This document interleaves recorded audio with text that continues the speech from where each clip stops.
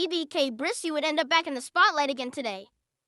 Just last night, I did a blog about him getting into it with one of his oppositions online, and now it looks like things have taken a more personal turn. This time, it's not another rapper or internet troll he's arguing with. It's his baby's mother.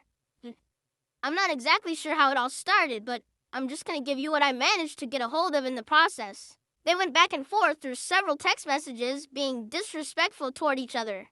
It's pretty common to see toxic relationships like this between baby mothers and baby fathers nowadays. You were the girl between my world. You were the girl for me. Stop calling me, dude. All right, so if I tell you, you gonna stop, right? So if I tell you where Chrissy at, you gonna stop, right? Where's he at? All right. Also, if I tell you, you gonna stop, right? You just said you didn't know where he was, so now you know where he is? Situations like this really show how messy things can get when emotions take over. What probably started as a small disagreement between two people who used to care about each other ends up turning into a whole back and forth online for everybody to see. It's like nobody takes a step back to think about how much damage that really does, not just to their reputation, but to their peace of mind too. These days, it's almost normal to see baby mothers and baby fathers arguing on social media, posting screenshots, throwing shade through captions. And half the time, people are tuning in just to watch the drama unfold like it's entertainment.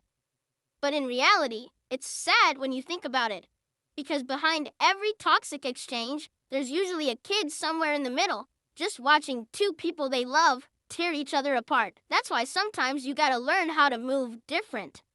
Not everything deserves a response. Not every situation needs to be broadcasted.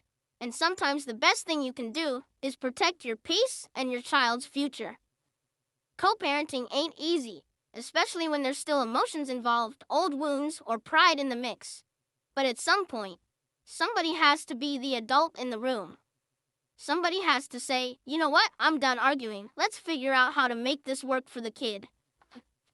Because at the end of the day, all that internet beef and those heated text messages won't matter 5 years from now. What will matter is whether the child got to grow up in a healthy environment, whether both parents learned to put their differences aside for the bigger picture. So hopefully, they both take a step back and realize this isn't about who's right or who's wrong. It's about growth, maturity, and setting an example.